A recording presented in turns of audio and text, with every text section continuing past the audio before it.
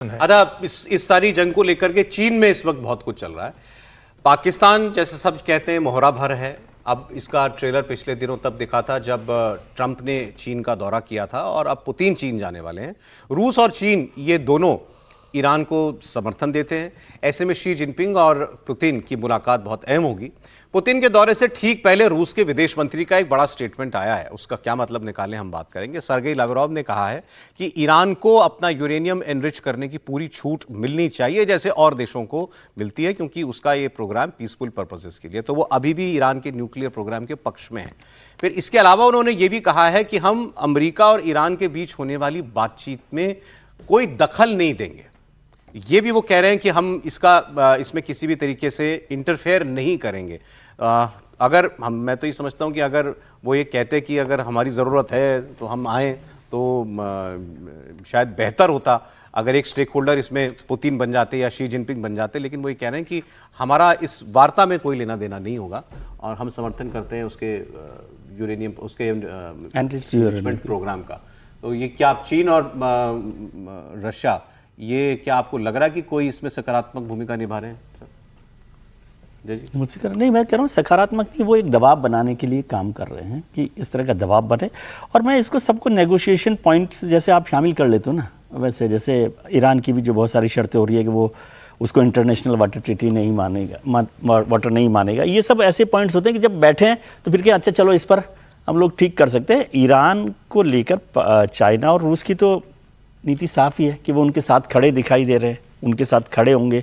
और अभी जिस तरह से मैं तो ऑलमोस्ट फेल यात्रा मानता हूं उनकी, ट्रंप साहब की चाइना में, तो उसके बाद अब ये आकर किस तरह से इसको पूरा बदलेंगे, एक दबाव बनाने के लिए वो काम कर रहे हैं। सकारात्मक भूमिका केवल यही है कि वो दबाव बनाकर अमेरिका और जो और दोष जो इसमें हल की तरफ ले जाए, हल की तरफ ले जाए, उसको दबाव की तरफ, उसको सकारात्मक मान सकते हैं। ओके, मतलब वो ये नहीं चाह रहे कि लड़ाई बढ़े। ये चाइना और रशिया भी नहीं चाहते कि बहुत बड़े आगे, आप मानते हैं? जी ठीक है।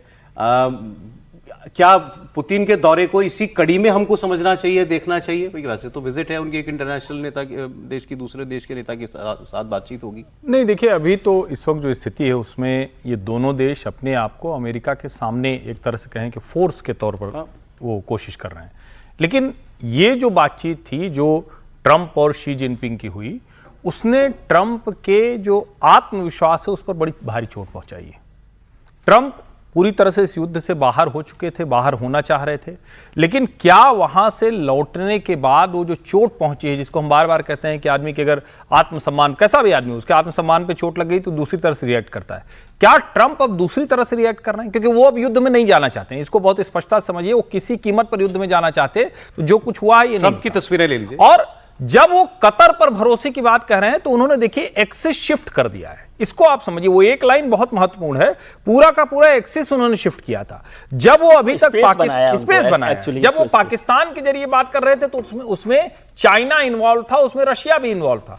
लेकिन जैसे ही वो कतर की बात करते हैं तो उसमें फिर चाइना और रशिया की वो इन्वॉल्वमेंट नहीं रह जाती है। फिर अमेरिका, कतर और ईरान, ये नया जो ट्रायंगल है ये बनेगा। अब क्या सवाल है कि क्या कतर इस स्थिति में ईरान के जो अभी के जो अराकची हैं या गलीबाफ हैं उनको वो समझाने में कामयाब रहेंगे कि हम यहां से कुछ नया कर सकते हैं, बेहतर कर सकते हैं? मुझे लगता है वो देखने की जरूरत है। इसमें मुझे सीधे तौर पर चीन और रूस की कोई भूमिका नहीं दिखती है। और अगर अब चाइना और रशिया कोई भूमिका बनाने की कोशिश करेंगे तो ये रिएक्ट करेंगे। एक बात सिंपल जी, क्या ट्रंप जो हैं, जैसे प्रोफेसर साहब ने कहा कि उनको दिख रहा है युद्ध आता हुआ, ट्रंप जो हैं वो डिप्लोमेसी को, बातचीत को एक और मौका देने के पक्ष में दिख रहे हैं इस वक्त? कोशिश करेंगे, बिल्कुल कोशिश करेंगे। वो चाह ही रहे हैं कि किसी भी तरह से ये खत्म हो और हम दूसरे मोर्चे पर जाएं।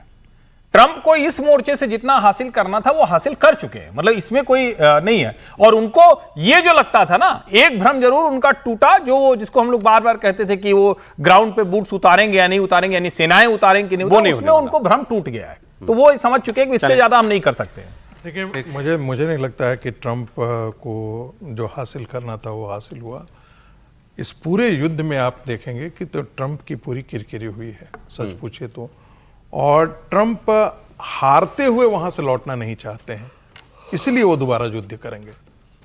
उसका नतीजा क्या निकलता है मैं नहीं जानता। और वो जो हासिल करना चाहते हैं, क्या पता क्या मुमकिन है कि ईरान ही उनको वो दे दे बातचीत में? यदि हो जाता है तो बहुत अच्छी बात, दुनिया के लिए सबसे अच्छा होगा।